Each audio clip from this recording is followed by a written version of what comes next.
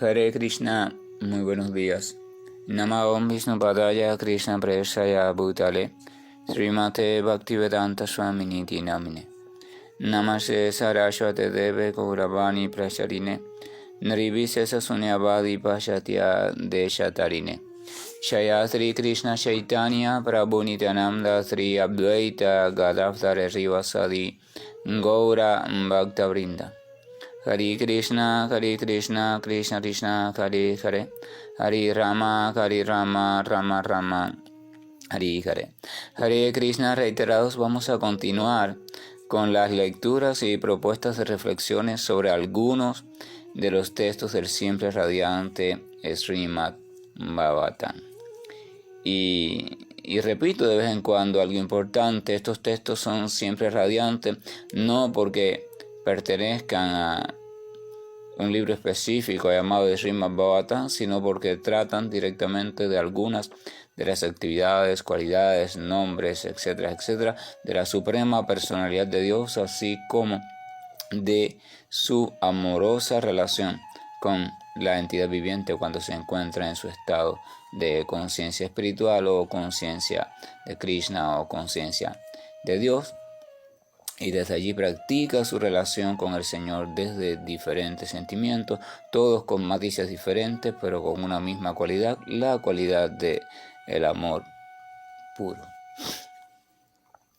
Pero si estas mismas actividades o dichas mismas actividades están reflejadas o contenidas de forma fidedigna y veraz desde otro texto, desde otro conjunto de historias que no lleva el nombre de Srimad Bhagavatam en sánscrito, son también igual de luminosas y trascendentales, porque no es la cuestión de la historia, sino de lo que o de quién se cuenta en esa historia. Lo que purifica no es el nombre del libro, sino el contenido del libro, el asunto principal. Eso es lo que purifica, por tanto, todo lo que tiene que ver con la suprema personalidad de Dios, siempre y cuando sea establecido o haya sido establecido con total propiedad y autoridad. Esto significa por la transmisión adecuada, sin transformación o por la percepción directa. Sin lugar a duda tiene poder purificatorio y tiene también la capacidad de ser eternamente radiante. El último texto leído se refería a cómo Maharaj Parishi dejó todos los asuntos en el palacio organizados. Ya sabía que iba a morir dentro de 7 días. Lo tomó como una gran oportunidad para deshacerse de los deberes y al fin poder ocuparse en la búsqueda constante de su amoroso Señor. El texto leído en el encuentro anterior fue: Maharaj Parishi se sentó firmemente en la ribera del Ganges para concentrar la mente en el estado de conciencia de Krishna o conciencia de Dios, rechazando todas las demás prácticas de la autorrealización, debido a que el servicio trascendental y amoroso que se le presta a Krishna es el logro más grande de todos, pues supera a todos los demás métodos. Ya el texto, decíamos en el encuentro anterior o en el amanecer anterior, que ya de por sí acepta la veracidad de la existencia de varios métodos para la búsqueda de la autorrealización o la búsqueda de la trascendencia o de la liberación en sus diferentes tipos, estados y niveles. O sea, acepta, hay varios métodos, es necesario que haya varios métodos, se deben ver como un cuerpo integrado, como un sistema integrado, pero no todos van respondiendo a las mismas necesidades o a las mismas personalidades. Sin embargo, todos han de tributar de modo común hacia el mismo fin: el desarrollo de amor puro por Dios, así como también el acceso a un conocimiento lúcido, directo, nítido sobre el propio Señor o la verdad absoluta, como también se le suele llamar.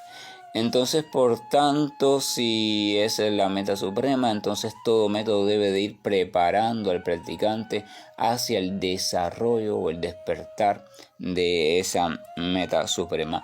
Y cuando está ya justo allí a las puertas del despertar de ese amor puro, evidentemente surge una actitud, la actitud de servir por amor a ese Señor Supremo o a esa verdad absoluta, o ponerse al servicio de ella. Pues no se concibe amor sin presencia de servicio o sin tendencia natural hacia el servicio amoroso. Por tanto, se impone también otra conclusión lógica: el servicio amoroso o la práctica del amoroso servicio es la fase final, la fase perfecta del camino hacia la meta de la existencia, porque ya denota la manifestación natural de aquello que se entiende por amor puro. Maharaj Parisi lo sabía y por tanto se situó firmemente en esa práctica. Habíamos comentado que él estaba entrenado, como todo guerrero también, en el yoga místico, o sea, en el camino del yoga óctuple, también descrito por Patanjali, pero cuando llegas a la etapa del samadhi, ahí entonces dedica totalmente su atención, o su atención se absorbe completamente en las cuestiones relacionadas al Señor, a recordar al Señor Supremo y a focalizarse en la imagen del Señor situada en el corazón. El texto siguiente dice: el río Ganges, a orillas del cual el rey se sentó para ayunar, lleva las más auspiciosas de todas las aguas, las cuales están mezcladas con el polvo de los pies de loto del propio Señor y con hojas de tulasi. Por lo tanto, esa agua santifica los tres mundos, por dentro y por fuera, e incluso santifica a grandes personalidades como Shiva y a otras personalidades. En consecuencia, todo el que esté destinado a morir debe refugiarse en ese río.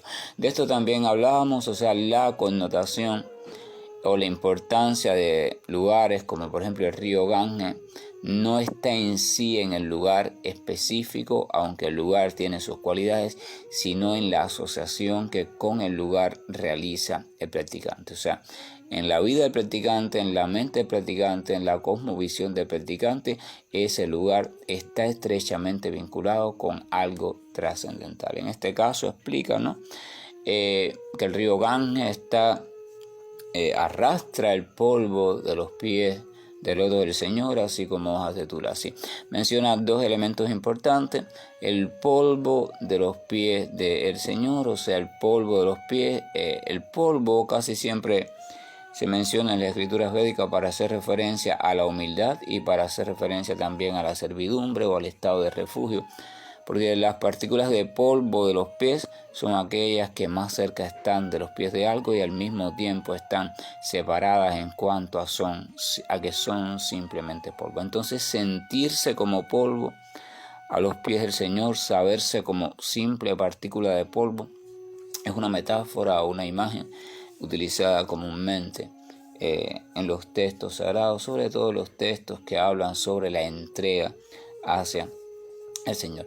Entonces, si una partícula de polvo está tocando los pies del más maravilloso de todos los maravillosos, y esa partícula se desprende y es arrastrada por la corriente de un río, entonces se supone y se piensa que todo ese río se santifica por completo, porque trae en sus aguas a partículas que estaban o que vienen de un contacto directo con el propio amoroso Señor. Entonces las aguas del río Ganges, así como otras aguas en la cosmología, cosmovisión védica, están llenas de la presencia del Señor. Desde esa mentalidad, desde ese enfoque, el practicante se sienta a sus orillas, se baña en el río, hace una serie de ceremonias y de cuestiones. Sin embargo, hay un peligro allí. Con el tiempo de la práctica demasiado ritualista, con el tiempo de darle demasiada importancia a estas cuestiones de lo sagrado, llega un momento en que el río, o como sea otro lugar sagrado, es objetivo, es visible, es palpable. El practicante se centre tanto en él, le dé tanta importancia que llegue a reemplazar la figura del Señor. Eso pasa también con la adoración de los llamados semidioses o la adoración de grandes personalidades que no son de jerarquía o sea, del plano de conciencia espiritual, pero se encuentra en un estado de conciencia muy elevado en el plano de conciencia material, los llamados devas en la India y en otras culturas, llamados por otros nombres como semidioses, dioses, fuerzas de la naturaleza, etcétera, etcétera. Que aunque en el Bhagavad Gita el Señor dice que o induce a las personas a que sean respetuosas hacia ese tipo de personalidad, Él llama directamente a que toda glorificación se le ofrezca solo a Él, como eje central de todo cuanto puede existir, incluyendo de esas personalidades. Ninguna de esas personalidades se encuentran, no se pueden encontrar, ni nunca se van a encontrar al nivel de la suprema personalidad de Dios, así como una hoja de un árbol no se encuentra al nivel del árbol completo, ni se encuentra al nivel de la raíz del árbol. Es importante la hoja, pero no es igual de importante ni más importante que el árbol. El árbol puede, y de hecho va a seguir existiendo una vez que esa hoja se seque y caiga, pero esa hoja no puede seguir existiendo si el árbol deja de estar. Entonces, de hecho, es el árbol quien le suministra el alimento necesario para el sustento de esa hoja. Ahora, desde esa actitud respetuosa, muchas veces algunos identificados con ciertas de estas personalidades, ya sea porque las escrituras prometen que si adoras a tal personalidad, si le rindes culto, entonces tu vida puede suceder esto y aquello y tal prosperidad y tal logro y tal no sé qué. Entonces las personas empiezan a adorar a una personalidad en específica o a una fuerza, una energía, como quieran llamarle. Y entonces llega un momento que comienzan a adorarla, ¿no? Con el pensamiento, bueno, esta adoración está bien porque esta personalidad está relacionada al Señor, qué sé yo, qué sé cuándo. Pero después con la práctica de la adoración, la atención se va centrando en la personalidad y como es la que está situada directamente en forma de lo que sea, de objeto, de deidad, de lo que sea, y se va olvidando de lo que no está situado directamente, o sea, del propio Señor. Entonces la práctica se va centrando en la personalidad y se va alejando de la práctica directa de glorificación hacia el Señor, y ahí empiezan a surgir todo el sinnúmero de sectas, de cuestiones que hay y que son criticables incluso por el propio Srimad Bhagavatam. Vamos a recordar que Srimad Bhagavatam comienza desde su primer tomo, primer canto, en el primer verso y en el segundo verso, hablando de que él solo hace referencia, o sea, el Srimad Bhagavatam solo hace referencia a la religión pura, aquella que no tiene otro vestigio, no tiene otro objeto de adoración que no sea el propio Señor directamente, adoración pura, sin interés ninguno, sin búsqueda de nada. Eso es la religión del Bhagavata, o la religión de aquel que es un completo entregado a Bhagavan o al Señor Supremo. Esto es una cuestión muy importante porque detrás de las sutilezas de adoración a algo que sea diferente al Señor se encuentra un camino de total desvío de los pies del Señor. Entonces lo mismo pasa con el río Ganges. Muchas personas le dan tanta importancia a esto de lo divino, del río Ganges, de lo sagrado, de no sé dónde, de no sé, del Tíbet, de no sé qué, que se enfocan tanto en eso que le llegan a situar más atención a esta cuestión que al propio Señor. Entonces ya su vida empieza a girar en torno al río o a las montañas o a no sé qué o a no sé qué. Y se va estableciendo una comunión de corazón y de mente con ese lugar, y después, por supuesto, tras la muerte, la mente va a ser arrastrada hacia ese lugar. Bhagavad Gita, Señor Krishna explica que la criatura simplemente va hacia allí, hacia donde su muerte está localizada su mente está localizada en el momento de la muerte. Esa ley es muy importante, siempre se cumple, no debemos olvidarla, porque muestra la manera en que podemos de alguna forma influir en nuestro futuro o en nuestra situación o futura situación de transmigración de la chispa de vida. O sea, hacia dónde, qué pasará tras la muerte de este cuerpo, no es tan al azar. De hecho, no es al azar, eso está guiado por leyes muy estrictas que pueden ser conocidas porque son científicas y pueden ser aprovechadas. ¿Qué pasará? Pasará lo siguiente: se te buscará o se te acomodará a tu conciencia en un nuevo cuerpo que más o menos responda o que coincida con aquellas cuestiones más predominantes que cultivaste en tu mente. Aquellos deseos más predominantes, aquellos temores, aquellos anhelos, aquellas imágenes, aquellas tendencias, aquellas actitudes, todo eso se hará como un balance. Se hace como un balance y entonces aquello que tenga más peso se buscará una forma de vida que permita que eso que tiene más peso se pueda manifestar de manera cómoda. Entonces volvemos de nuevo, el río Ganges, el cuidado de no desviarnos de la adoración directa del Señor. También hay una parte en la adoración que es la adoración un poquito más allá, que va de la adoración material. O sea, cuando el practicante va practicando su adoración, el practicante se supone debe ir trascendiendo por una escala de planos de adoración. La adoración, evidentemente, al principio, sea de lo que sea, siempre comienza en un plano material. El practicante necesita un recurso que sirva de símbolo directo o del propio objeto directamente, y hacia esos recursos realiza su adoración también con elementos materiales. Que si ofrece un poco de agua, que si ofrece fuego, que si la vela, que si un incienso, que si un canto, que si no sé cuánto, que si no sé cuánto, que si con esta ropa, que si con aquella.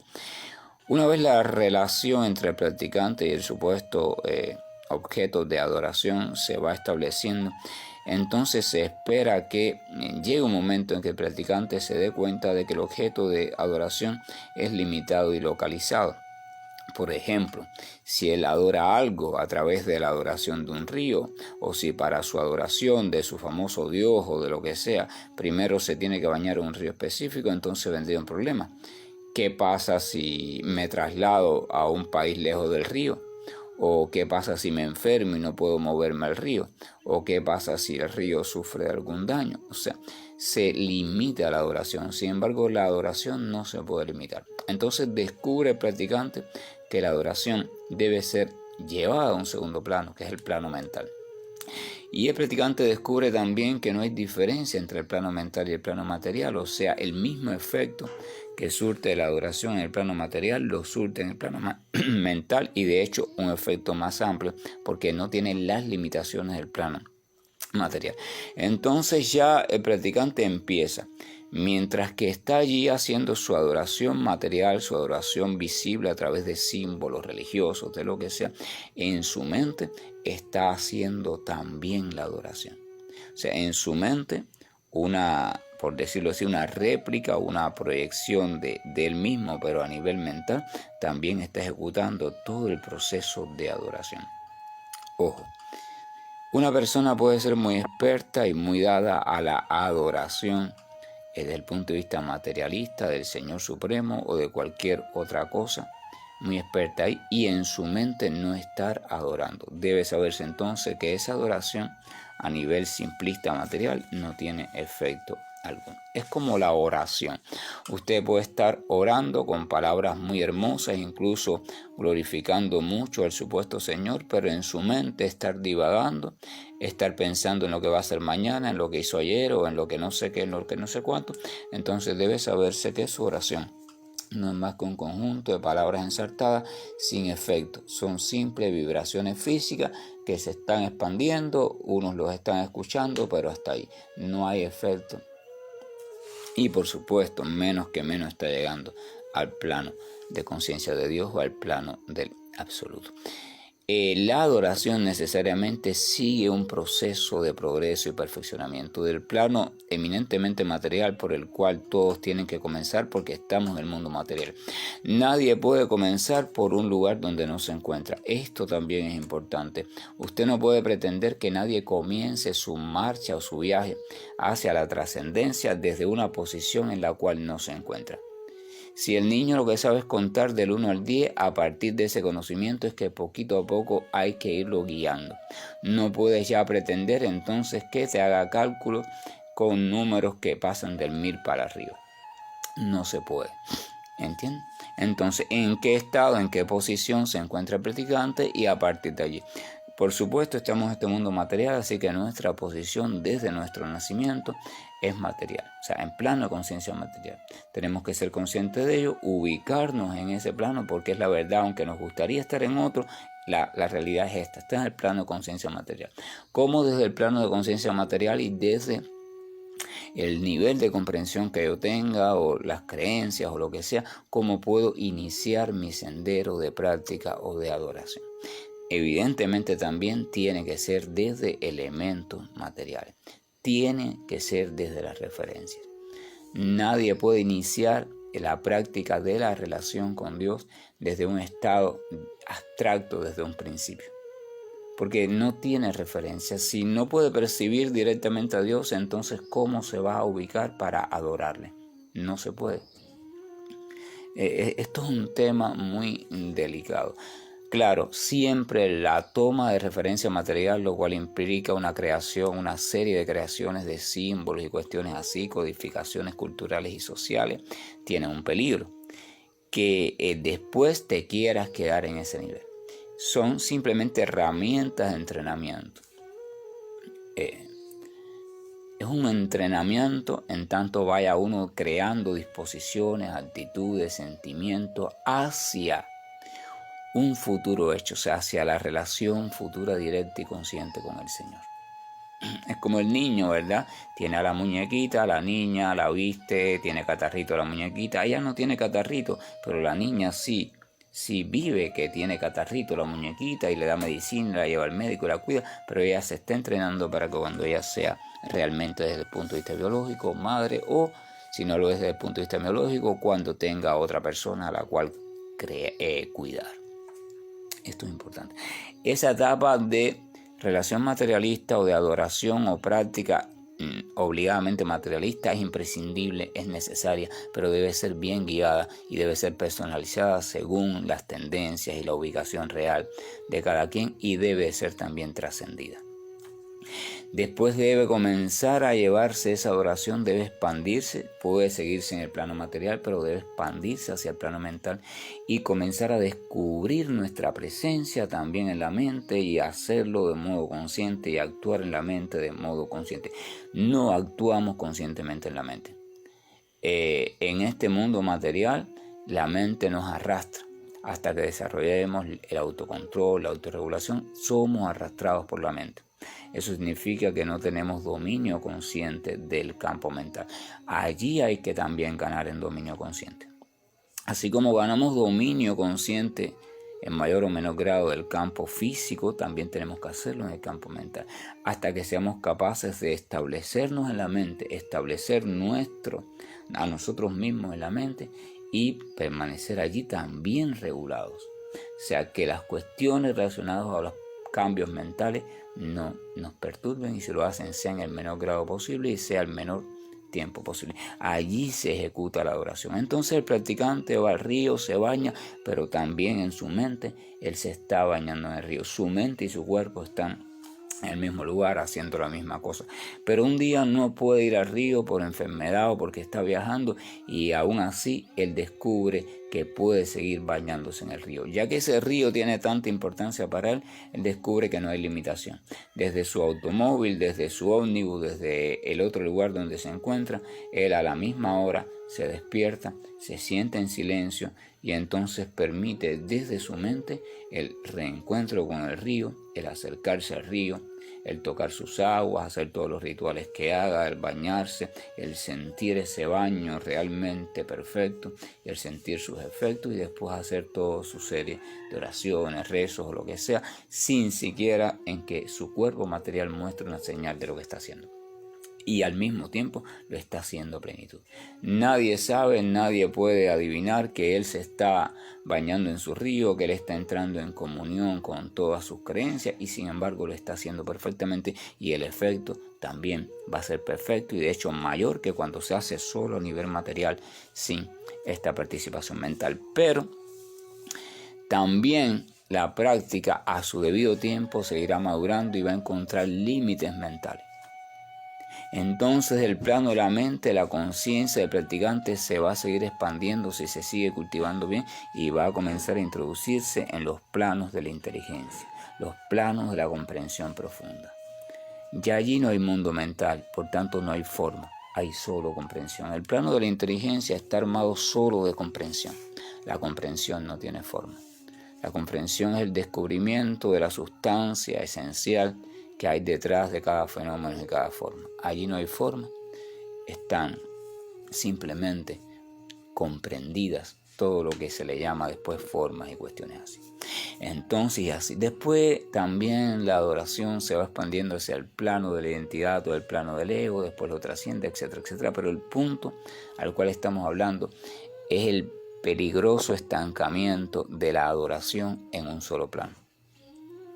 Si yo me paso 30 años en el plano de la práctica materialista, adorando, tengo un altar, tengo un no sé qué, allí canto, allí adoro, allí ofrezco oraciones a mi Señor y me quedo totalmente apegado a eso, apegado a esas cuestiones, a esas totalmente materialistas y no permito que eso también se vaya creando en mi mente y que allí la adoración empiece a hacerse en mi mente, entonces debe saberse que mi avance en el sentido de la autorrealización será muy mínimo.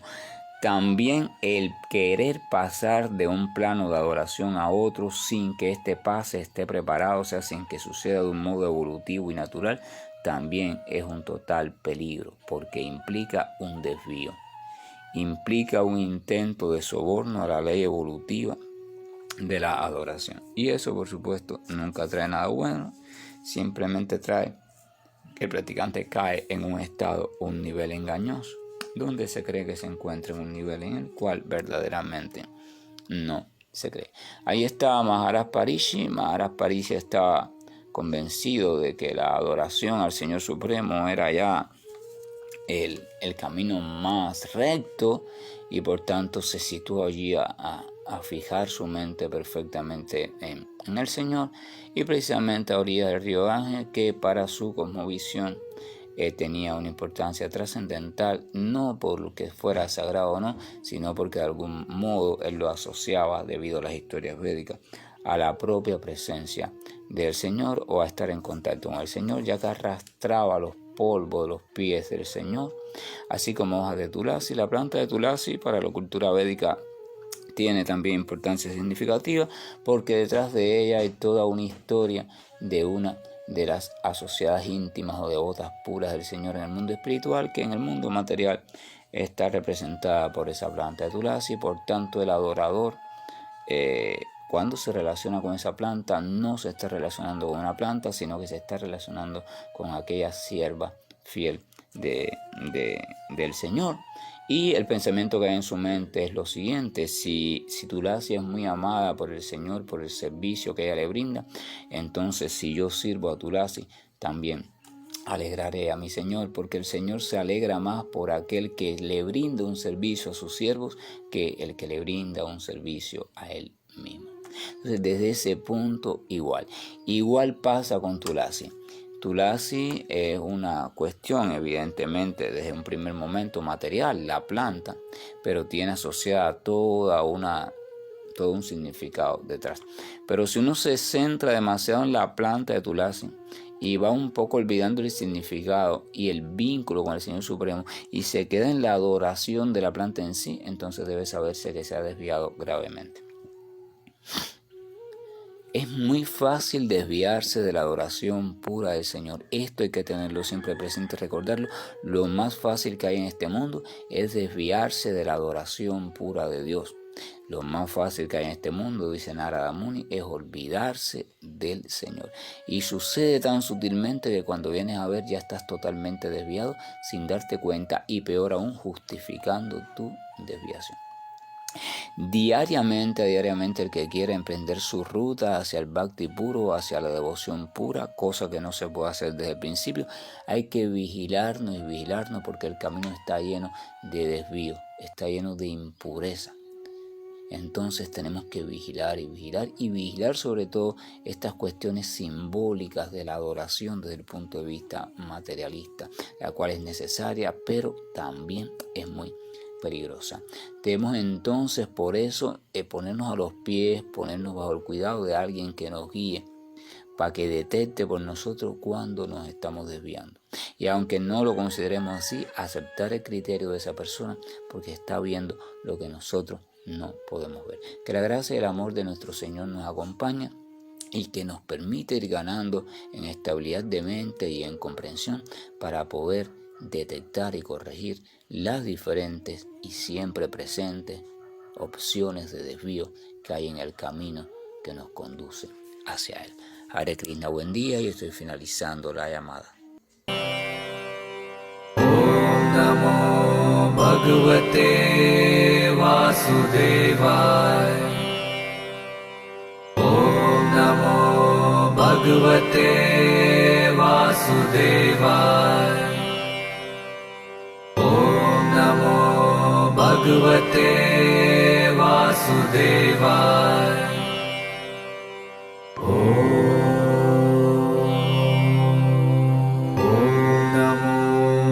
Bhagavate Vasudevaya. Om Namo Bhagavate Vasudevaya. Om Namo Bhagavate Vasudevaya. Om Namo Bhagavate Vasudevaya.